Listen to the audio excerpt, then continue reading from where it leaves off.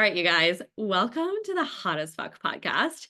I am your host, Samantha Nivens, and today we have the most incredible guest with us. You guys, this is Bridget James Ling. I'm going to just say this like, queen of all queens is just what comes up.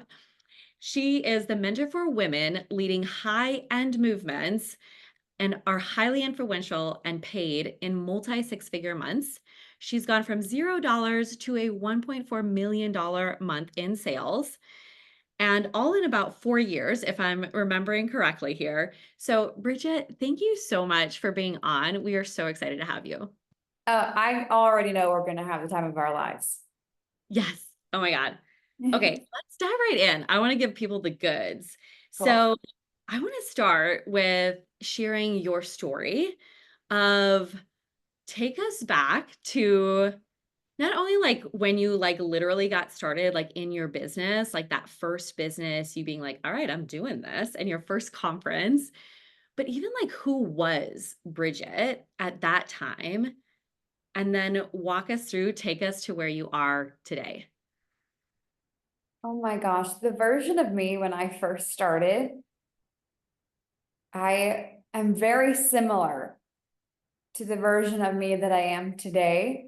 And Mm, that person is filled with so much faith and belief and like joy that I believe that there's a calling on each of our lives. And you listening to this, like, you just you have a calling from God and you feel that tap on your shoulder and you listen to it. And when I first started my company, that's really all I had. I had other businesses before, and I've always been an entrepreneur my whole life. Growing up, I had like, if you're anything like me, like little businesses, and I was selling my parents everything. And I went to school part-time while all my friends were taking like boring education classes. I was studying entrepreneurship. Like, I've always been obsessed with the art of the sale and the transaction and business. mm, And so when I started my company and really quit my job, like I actually was working for myself completely.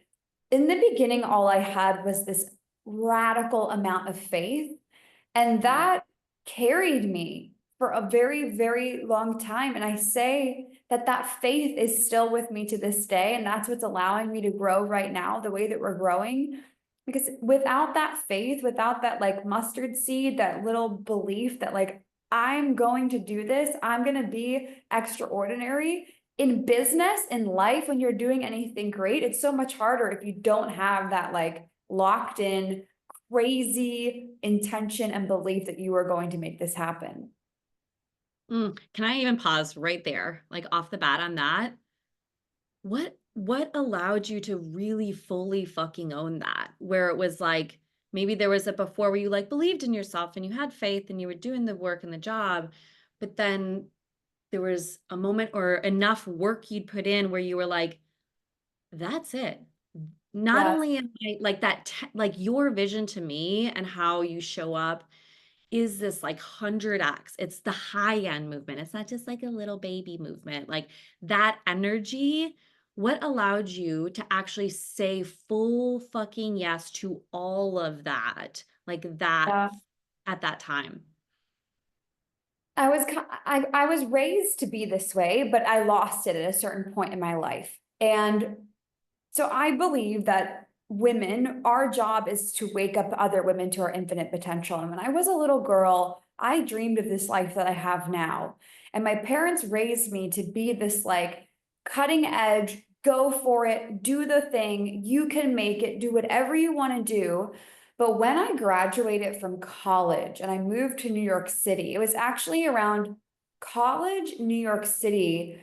I was confident, but I didn't believe in myself in terms of the heights that I could go to. I didn't believe that I could reach great peaks. I believed that I could reach great peaks in what I was doing, but I didn't believe that I could bust out and do something else and go bigger. Yeah. And that was because I was surrounding myself with people that were such victim mindset, negative, binge drinking, waiting for the weekend. And that's my fault. I allowed myself to be around people that didn't have big visions, that didn't believe in themselves, that had habits that weren't aligned with where I wanted to go because I had lost myself. I remember during that time, I actually got disconnected from God. I stopped going to church. I stopped believing. And it got to this really dark place when I was living in New York City. On the outside, I had I was living like the American life. You have a Mhm. salary, you work really long hours, you probably work an extra job, you have student loan debt. I was single. I was a great employee, like always top, getting raises, getting promotions, building someone else's dream. And something around 2019, something happened to me. Actually, it was 2018. It was my second year in New York City. This woman, I think she sent me a cold DM on Facebook, Mm. and she was a life coach. And I hired her. We had some connections because we were from the same hometown, so I trusted her. And I didn't have the money to invest in her. I called my mom and I was like, I think I should do this. She's like, absolutely. You need to invest in yourself. You are your best asset. Do it. I got an extra job to pay for the coaching. It was like half of one of my paychecks per month. And the craziest thing is that she didn't teach me anything, right? There were no frameworks, there was no method, there was no vehicle. But what she did do, and I hope that this lands because this is what we do as mentors, is what she did do was believe in me. She saw potential and she wouldn't let me off the hook. It was like, I see what you're capable of. I'm going to help you rise and go so much bigger than that. And during that first 8 weeks with her, everything in my life had changed. Mm. And it was really around then where I started to recognize the power of mentorship, the Mm. power of other people believing in you. And my life started to change, and I started to make more money, and I started to perform again in New York City, and I started to dance, and I started starting extra businesses, and I started seeing my student loan debt go down. I was getting healthier, and I was making better friendships, and everything in my life started to change. And that sent me on a pathway of like, okay, but what else can I do? What's next? And what's next? And what's next? So I wasn't always like the way I am today. There was definitely a point in my life where I got off my God-given pathway, but a coach was like through a cold DM was like, I see you, let's work together, and helped me. And then, obviously there's more to the story there, but like I wasn't always like this. And that's why I really believe in the power of coaching and mentorship. Like there's nothing more powerful than one woman believing in another woman and not letting her off the hook. OMG, like this right here is like mic drop moment. Like we're not even 10 minutes in, or maybe we are. But okay, I just want to do really quick for everybody the key things that stand out to me there.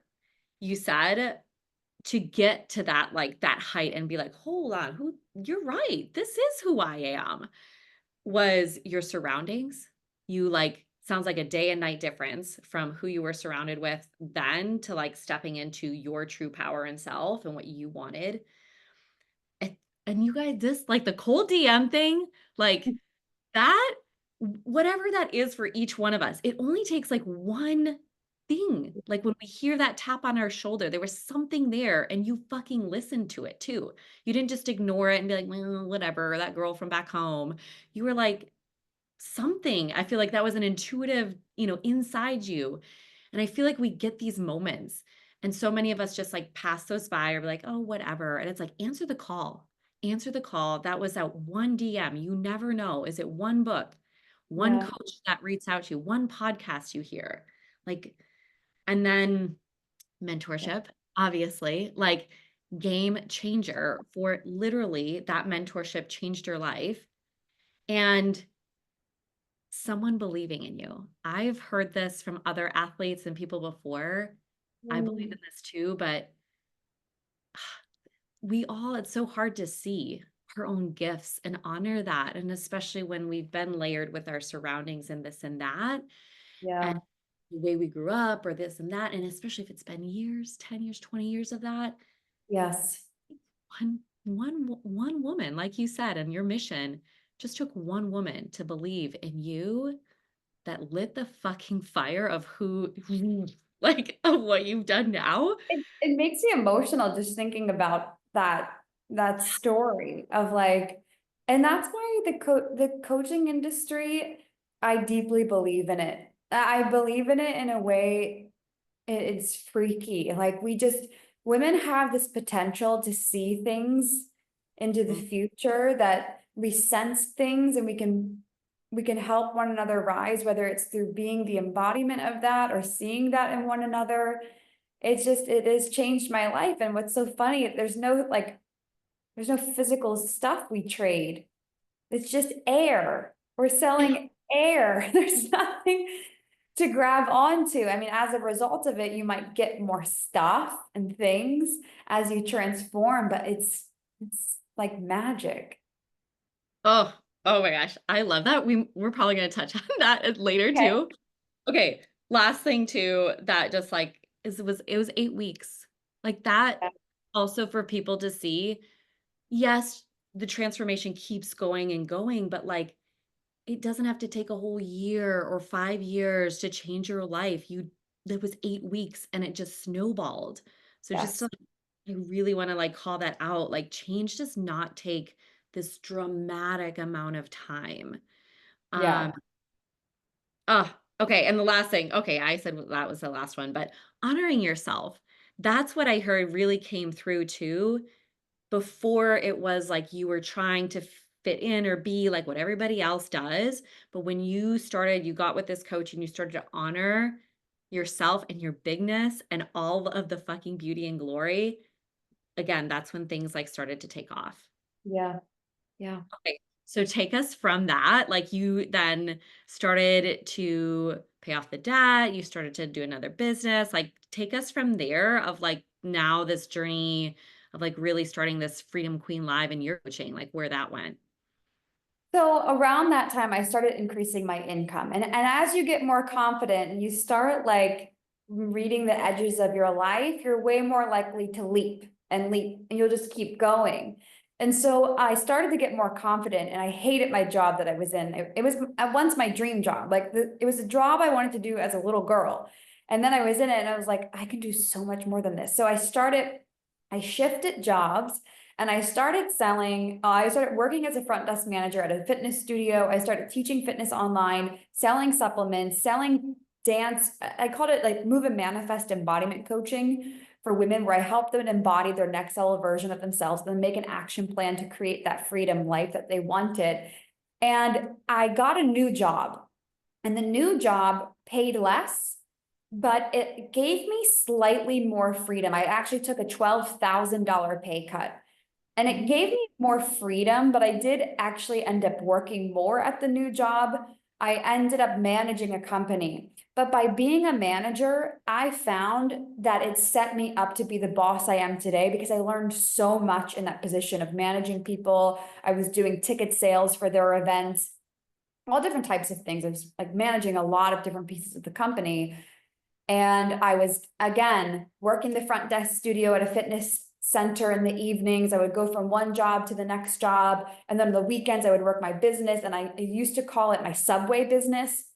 Mm, So in New York City, on the subway trains, you don't have service. So in between, while we were at stations, I would be DMing and texting people about my business. And then I would get to another subway station, send the message, and it would go through. And I would like place orders for people on my 45-minute commute from the Upper East Side to the Lower East Side, or however long it was. And so I started bringing in more income, and I started to get more confident, and things started happening for me. And I started hosting events in New York City and filling the events with different performers and getting big audiences to come to it. And I started getting paid to perform on different stages. And I had, and it was what was it, like March, February, I was about to quit my job. So I had made the like my freedom plan. I was like, I can do this. Like I had enough income coming in from my online businesses, my side hustles, everything, that I could almost replace my salary. And I mhm. was like, that's fine. If I can just replace the salary, closely, I can make it work. I can cut back. I can do things. And then COVID hit. And what Mm. I was planning on doing was in-person fitness, Mhm. New York City. All the studios shut down. I actually remember I was walking into a fitness class, one of the classes I was about to start teaching at, and we weren't allowed to, like, usually like we high five and we work out and in the classes in New York, and they were like, we can't high five, we can't touch each other, we can't touch the weights, we can't touch the mats. All we're gonna do is dance for this hour, 45 minutes together. So then COVID hit and New York City was crazy. And I was like, I'm going to work remotely from my parents' house in Maryland. So I take the train to Maryland and I start thinking like, okay, well, you can't do fitness in person, but you can do it online, and you are selling supplements for this company. You have that income coming in. Let's just focus on, and oh, and I was doing the Move and Manifest like embodiment coaching, which is really like the Freedom Queen coaching, but it was so small. Yeah, I Yeah. mean, I was charging like, I had a membership. I think it was like $40 a month for unlimited classes, something like Mhm. that. Mhm. And I had, I used to use a Google form for people to enroll in the classes. And then whatever, we would do the classes, I would send them a Google Calendar link. And so I started really reprogramming my mind in my childhood bedroom during COVID, because I only had packed 2 weeks worth of clothes because that's what we thought it was going to be. And I moved into my childhood bedroom. And so 2 weeks worth of clothing. So I had to wear like my high school clothes, middle, like things from, you have to imagine, like I went through college. I was living in New York City for 4 years. Like, it's not like I had just graduated high school. I'm in my 20s, my mid 20s. I'm like, this is bizarre. But I had to repattern my body and mind. Like, I had to take not even like a 180, like a 360, reinvent yourself, and you only have this amount of time per day to do it. So I would wake up at 5 in the morning. I would stand in front of my vision board that said make $5,000 a month. I mean, all of this is true. It's just crazy saying this story. Like, I would stare at it, and literally, Sam, it said $5,000 a month, like in the middle. I have a picture of it. Be your own boss, $5,000. That's all I wanted. I thought I will have made it. Like, I can pay for my student loans. I can shop at Whole Foods. I don't have to shop at like ShopRite. Like, I can go to nice places.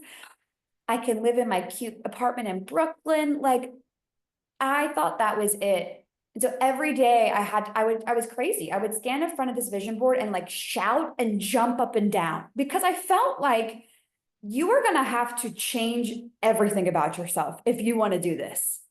And I did. And I went crazy. And I remember I was just working nonstop in the very beginning, but I loved it. It was addicting. And it was during COVID. So it was like, what else do you do? So I would work my job all day, and then 5 o'clock would hit and I would shut down my laptop. I would break down the table in the bedroom, and then I would put on my CEO hat. So I would change outfits. I would get my business out. And Mm. I would do that until like 10 p.m., wake up the next day at 5 a.m., do it all over again every day. And I remember I would go after I'd work my day job, I would go downstairs to the kitchen.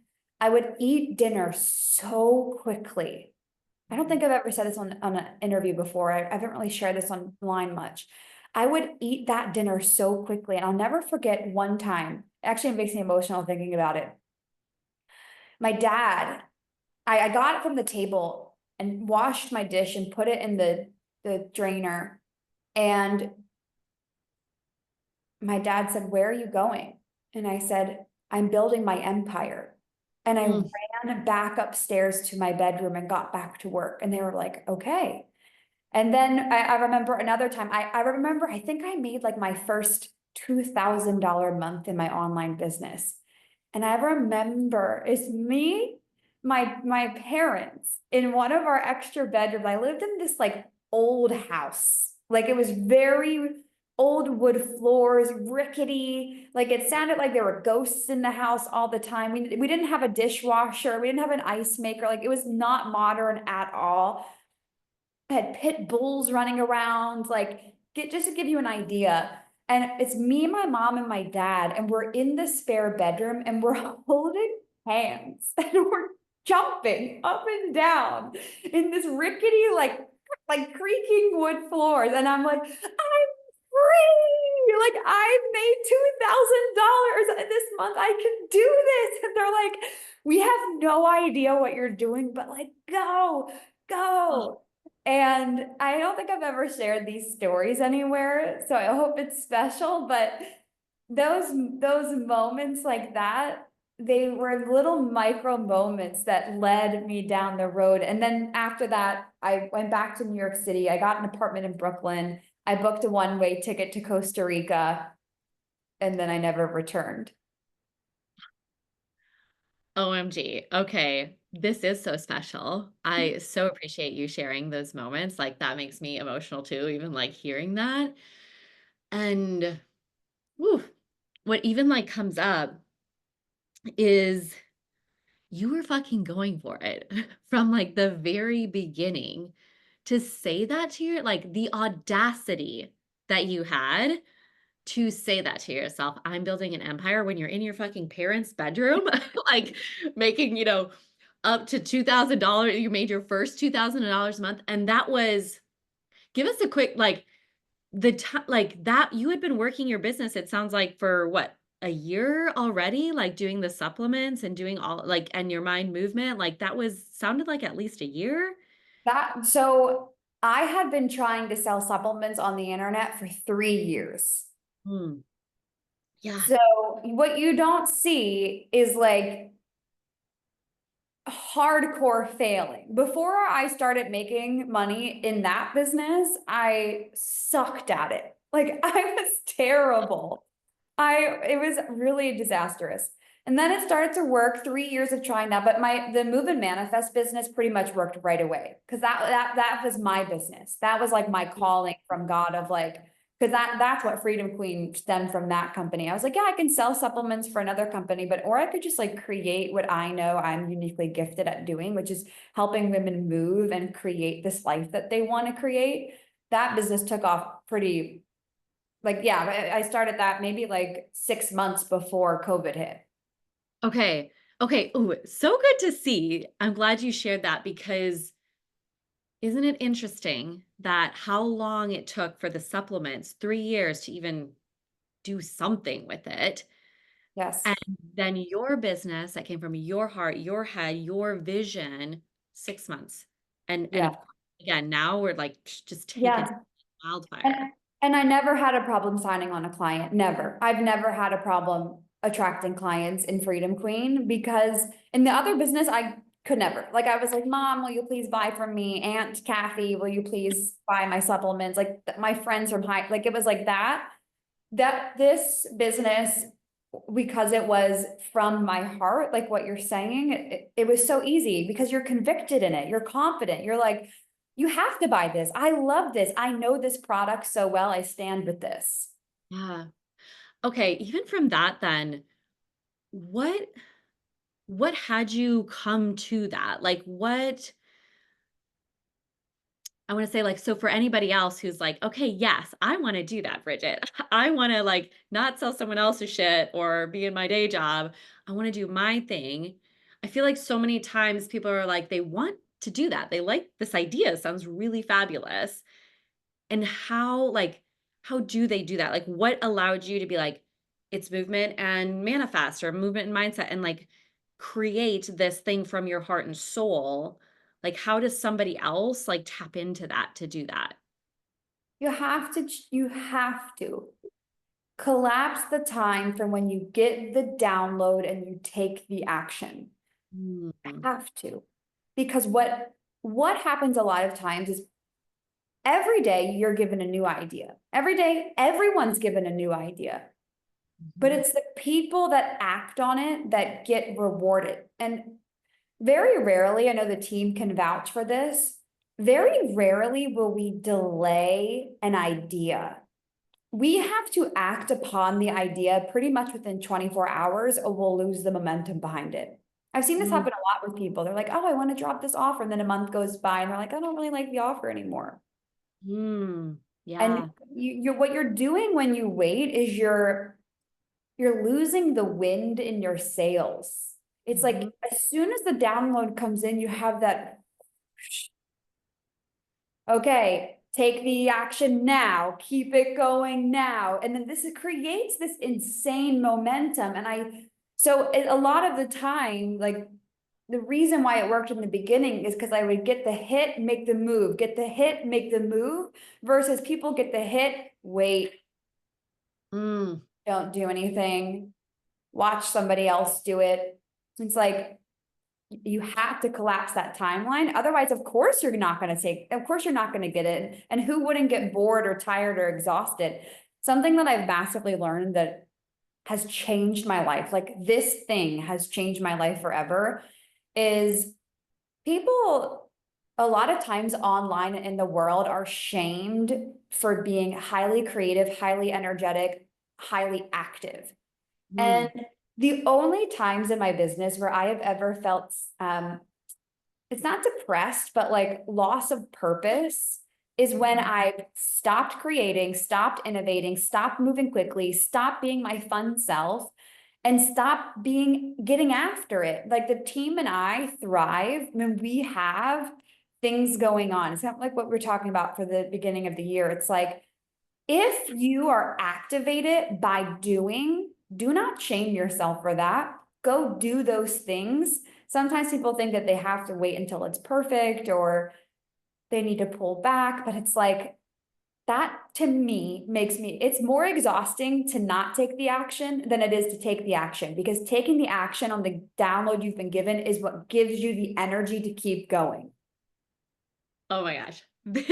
I'm so glad you said this out loud for everyone to hear. I 1,000% agree. Mhm. And it's making me think of even like, especially so I run ultra marathons. I've done ultras for over 10 Wow. years. And these are races Wow. that are over a marathon. So 50K, 40 miles, 50 miles, 100 miles. Okay. And even just, I've never like put this together quite like this, but in these races, it's like most people will be like, how the fuck do you do that? That's crazy. How do you run for 6, 7, 8, 27 hours? And there's races longer than that. And one, it's because I wanted to. I had the desire to do these races. So nobody was like, you should run an ultra or you should run a marathon, like people say. And I'm like, no, I was like gobbling it up. Like had that desire, which you've already like clearly said, like it's the desire when we honor what we want. And then two, Yeah. to this energy was like, you get like third, fourth, fifth wins. Like it's like when we're talking about like the action, it's like every step. And yeah, have I been tired? Have I got blisters and worn out and all the things that could happen in, 7 hours Wow. of running, 9 hours of running. And yet you keep going. And when you keep going, even when it sucks, you get Yes. to the finish line. And oh my God, when you get to the finish line, when you're like, you cry, you're just like, this is amazing. I've done this. And then guess what? I sign up for the next race and you do it all Yeah. over again. Just like in Wow. business, when you don't just launch the one time and, the next thing that comes, you do it. And it just Yeah. keeps energy flowing. I It just, oh, It's everything. I know like a lot of your audience is super athletic. That's just such a big piece of Freedom Queen. We as a team, like a part of our business strategy is the team scheduling fitness classes for me. I'm not kidding. Like I should make a post about this. Like the team will like put a spin class on the calendar for me. Like we budget time for exercise and fitness, because if not, it's not good for you, for your clients, for the company, for your team. Like you have to be moving in the body. 1,000%.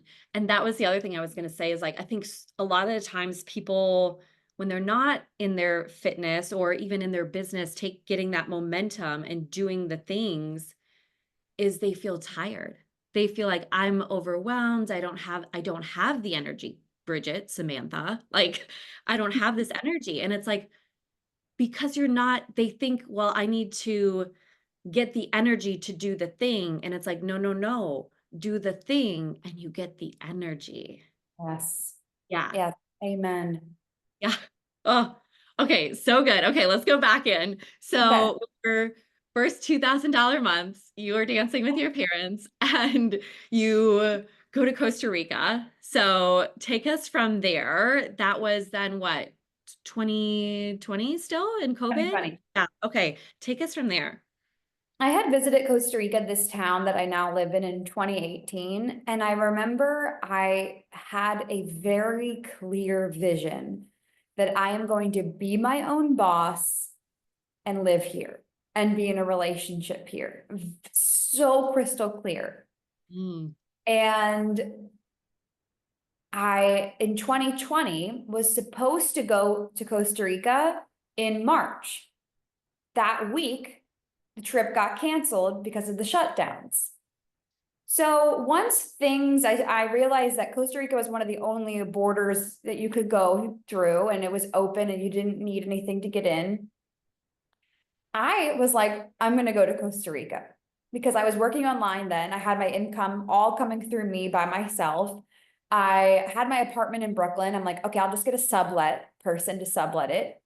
I don't even think that was allowed, but I was like, don't care. I'm going to get a subletter for 2 months and then we'll see what happens just for 2 months. So I go to Costa Rica, and here in Costa Rica, I started pitching my services to local digital nomadic hostels because I knew that my target audience would be there. mm, Somebody that wants freedom life. She wants to feel incredible. She loves embodiment. She's going to be at these places. And so I remember I like emailed the managers of all these companies and went to lunch with them. I got booked and got into these different hostels in Costa Rica.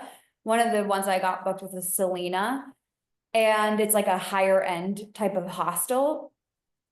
And within the second week here, though, I got connected like by chance. The whole story is very bizarre how I met Robbie. And we got connected and we went out for dinner with all of our friends and we just bonded so hard. And previously I had been praying to God for a man that loves God, loves his family, loves working out, is an entrepreneur and challenges me in my business.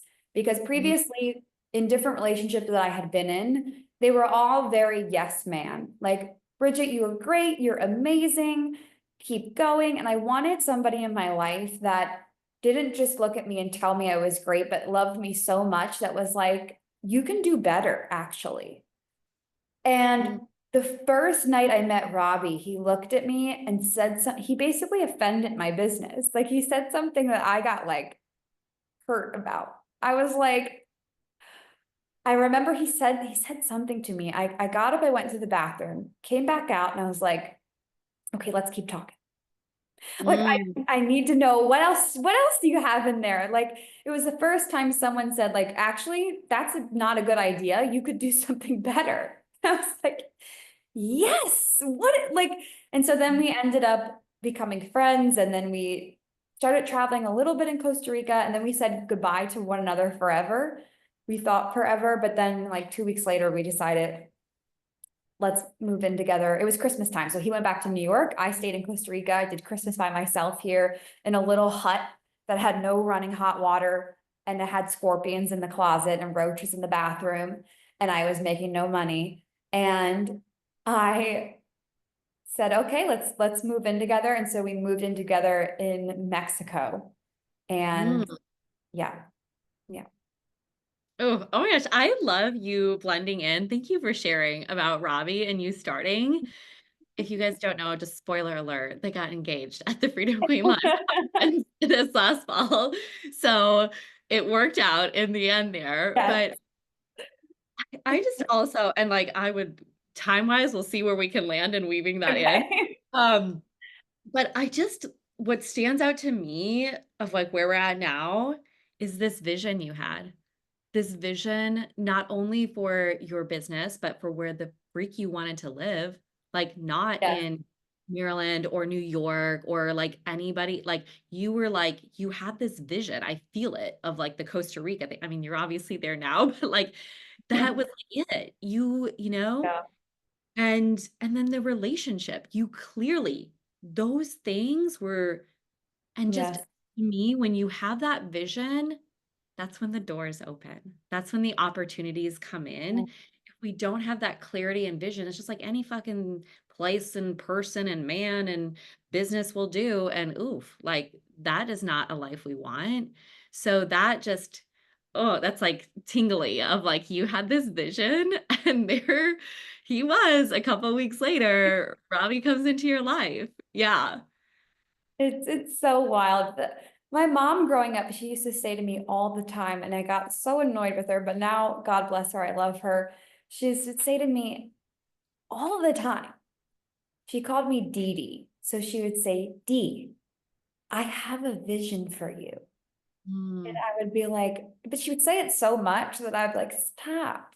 Okay, I know you have this vision. She like, no, no, no, it's going to come true. Like 100, like, yes, I know this.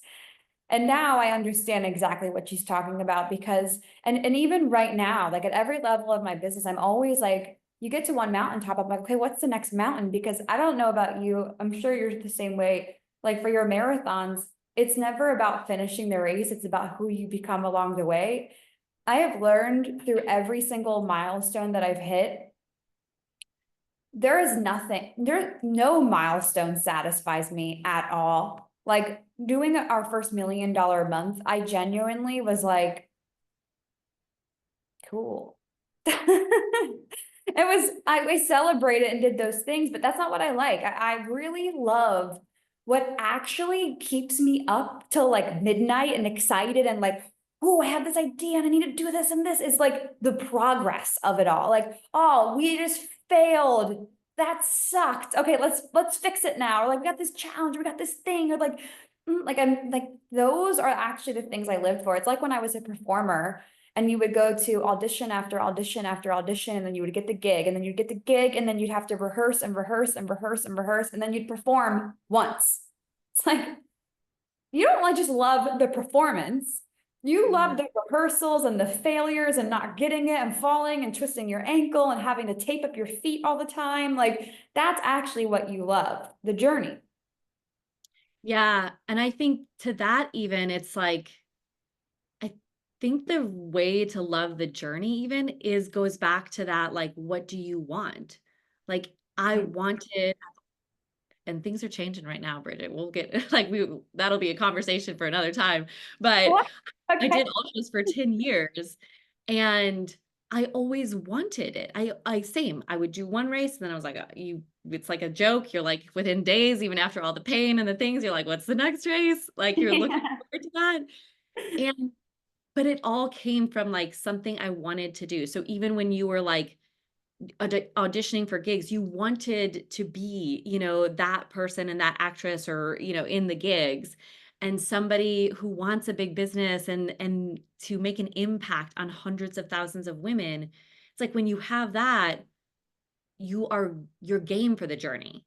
Like Yes. that's what allows you, I feel like, to do the journey versus I think so many people get stuck in the like the how, tell me how to do it, and like I don't have the energy or the time or the oh, like, and it's like pulling teeth to some degree at all the levels, like whether you're just beginning or you're at the 6 to like 7 figure or 7 to going on figure. And that's what it seems like to me is like people get stuck because they Yeah. don't, like, the desire truly isn't there, because then it would feel like pulling teeth. Like if you told me to go swim and become an Olympic swimmer, I'd be like, ugh, like Yeah. barf. I'm not a swimmer. Gross. I don't want to go on that journey. Yeah. And that's what I look for in clients. Like, I don't care how much money you're making. I want to know how hungry you are. Yes. Because Yeah. I would rather work with someone who's at zero but hungry than work with someone at seven figures who's nasty. Yes. Oh my God. That's it. You're hungry for it. Yes. It's like, Ooh. have this, like, I don't even know what, like, you cannot be stopped. You're this Yeah. force and a positive force. You're like fun and exciting and like you're always on the edge of something new. Yes. Amen. Okay, let's dive back in. Okay.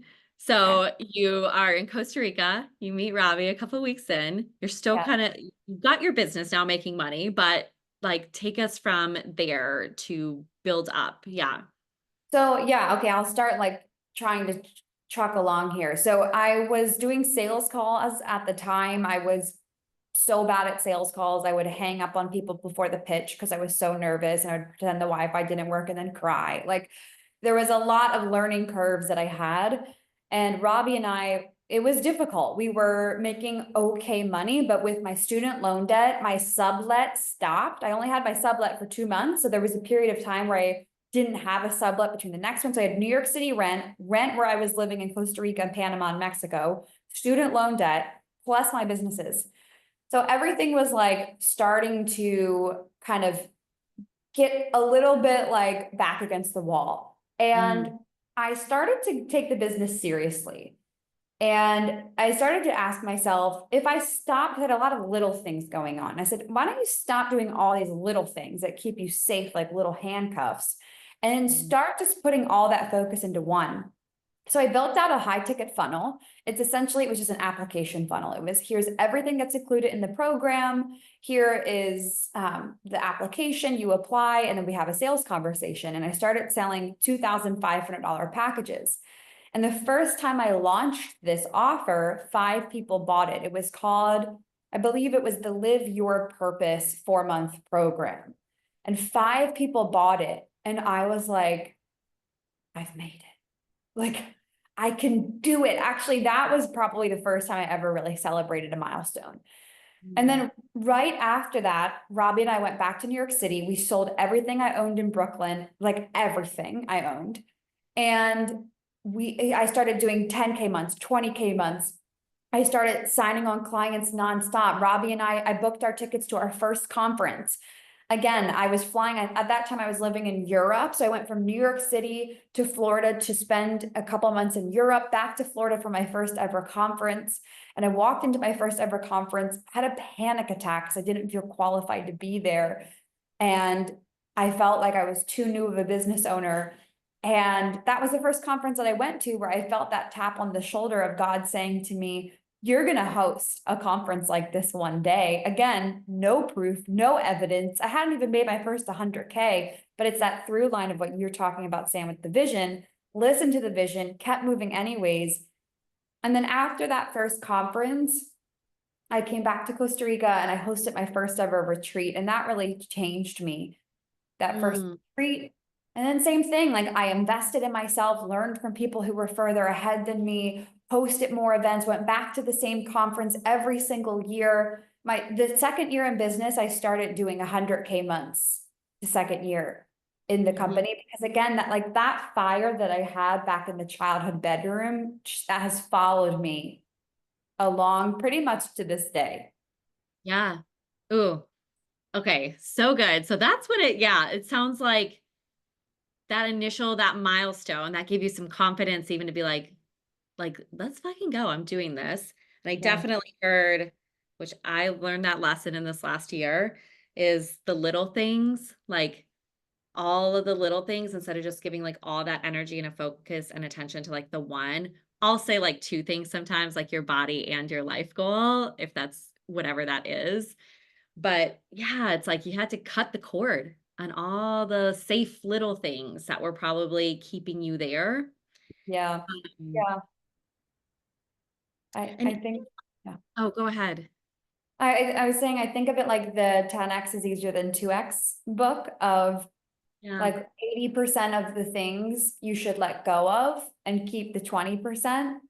And even to this day, we're focusing on scaling right now. It's like we're constantly looking at what can we let go of in terms of topics we speak on, programs, people, funnels, content, like what can we let go of that brings in some income, but doesn't bring in the big income. And that's hard because it keeps you safe and you're consistent and got you to a certain place. But usually to get to that next level, you have to let go of what got you there. I'm so glad you said that. I think, like, we need to, like, rewind, listen to that, everybody, again, because seriously, I think I just recorded a podcast myself on, like, doing me this year, and it was like, there's so much letting go in that, like, to Mhm. get to that next level, and we're all afraid, and we hold our comforts and our safety and our security so damn close for years, for a lifetime, and it's like, and I hear from you too, and it's you can see it in your results, you started to let go then, like that first time really, like of like, okay, we're like letting go for going for the big and look at the growth.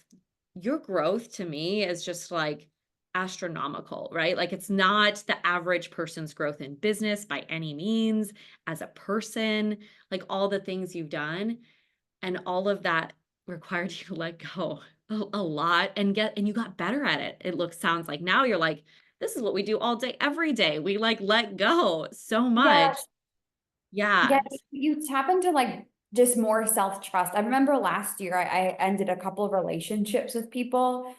And previous years, I had kept learning the lesson. I had kept holding on to relationships that I knew I should have let go of, and then I would hold on to them for too long until it like finally ended, but it would end in this like slow burn, weird way. And last year I was like, Bridge, you know you need to let go of this person, so do it now. And it's that trust that like, okay, I'm gonna like this is it. I'm gonna end this relationship and move on with my life.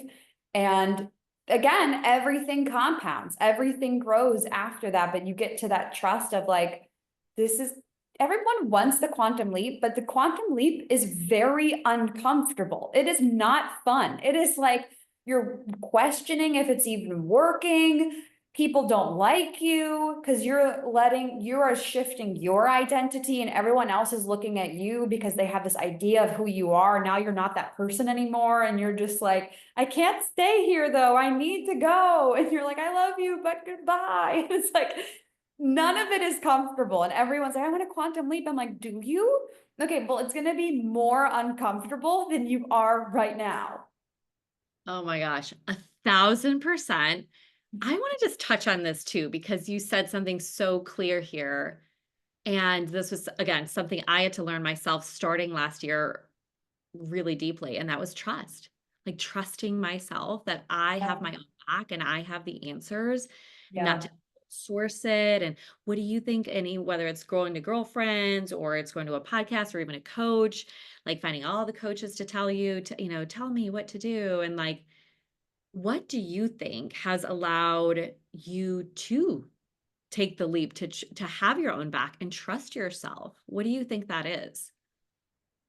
I don't trust people. I trust God.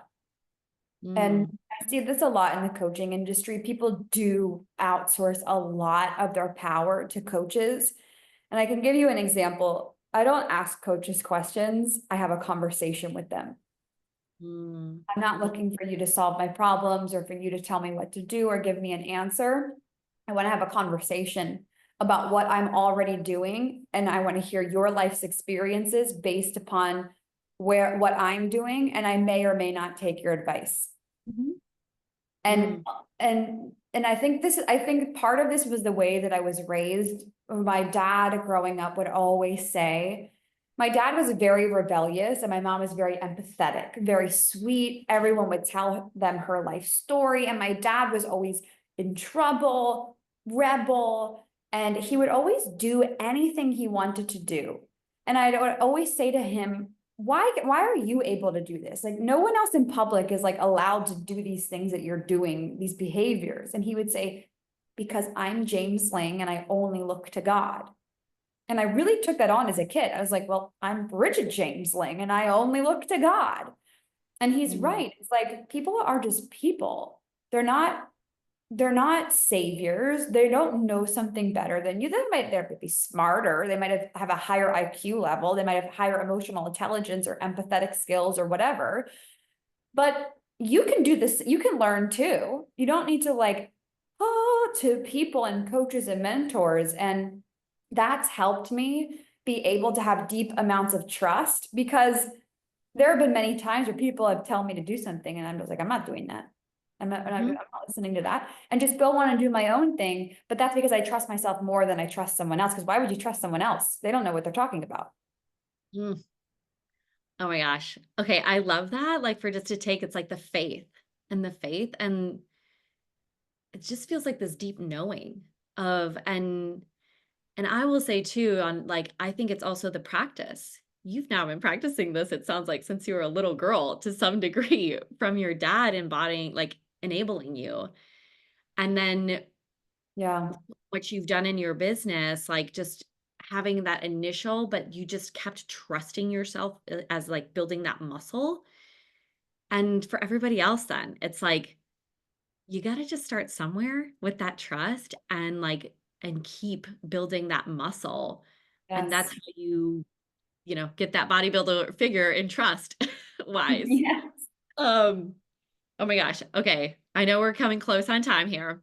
So, I'm having so much um, fun. um, I just really want to point this out too. When you said you went to the conference, that felt like a pivotal moment. And I know you've shared this on your stories when people start to follow you now, is like you took that leap of faith there and like trusted like that was where you needed to be. And you felt really uncomfortable to Oh be my God. there.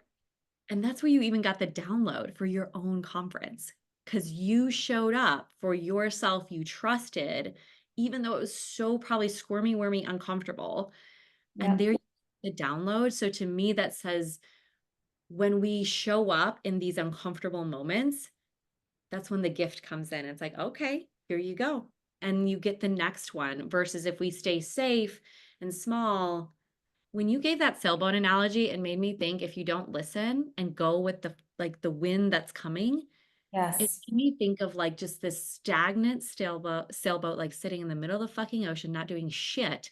Yes. So like just there and or the storm coming in and pushing it under and you can't fucking tip that thing back up. And how Yeah. many people are in that place. Yes. Yeah. So So that yeah. Oh, okay, Bridget, since we're time wise, I have so many other things, but I just want to like open this up to you. And is there anything coming through to you that you want to share with the listeners, with all the women that you want to impact and have them hear? Like your voice, your vision. Oof. What comes up for you?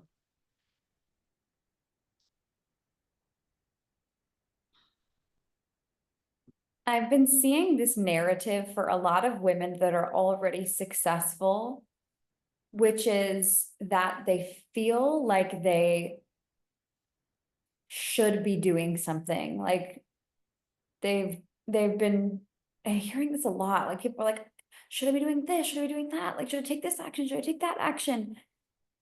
And what has quantum leaped me every time is truly putting the blinders on, not caring what anyone else is doing. Like, I have no idea. To this day, I don't know what other people are doing. Mm, Blinders on and stay on the pathway that God has planned for you. Robbie always says, align your beliefs with what God believes of you.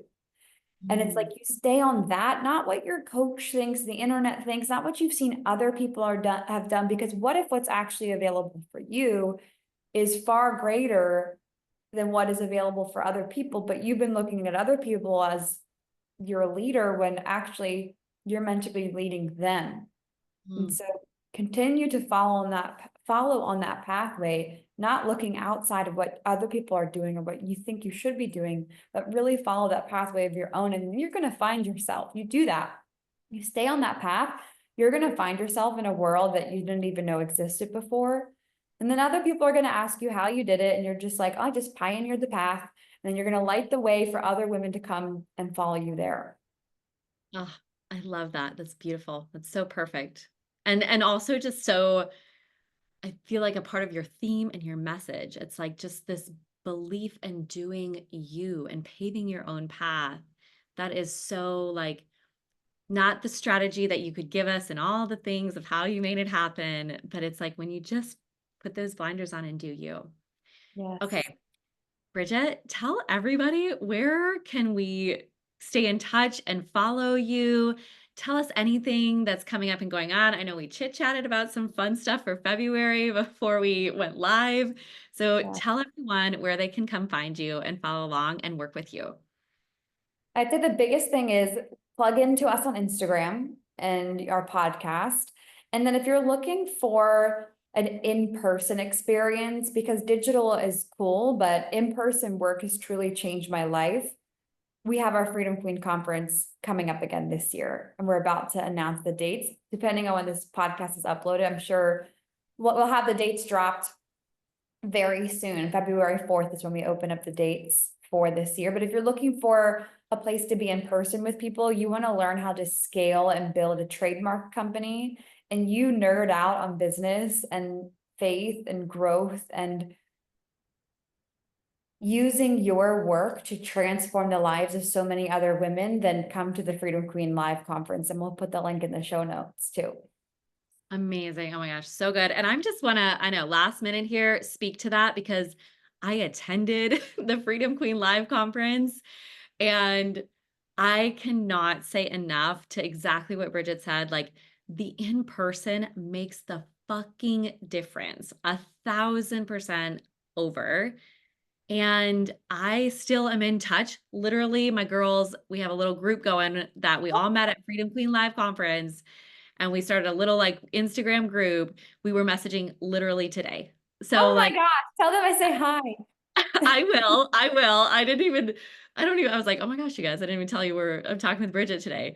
But Yeah, that is the power. Like, I now have these beautiful, amazing, badass women that are that kind of women in that room from yeah. going there, and that's just a handful of those connections. So, I wanna, like, praise and preach, like, let's all meet together again at Freedom Queen Live. Bridget, thank you so much for being on today and sharing all of your story and this incredible message. I am so excited for people to follow along and for us all to be together in September. Oh my gosh, we're gonna have the time of our lives. And thank you for having me on. I just genuinely enjoy hanging out with you. And I know if any of your listeners are just like you have this amazing group of people. So thank you. Ah, yes, you're so welcome. Thank you, Bridget.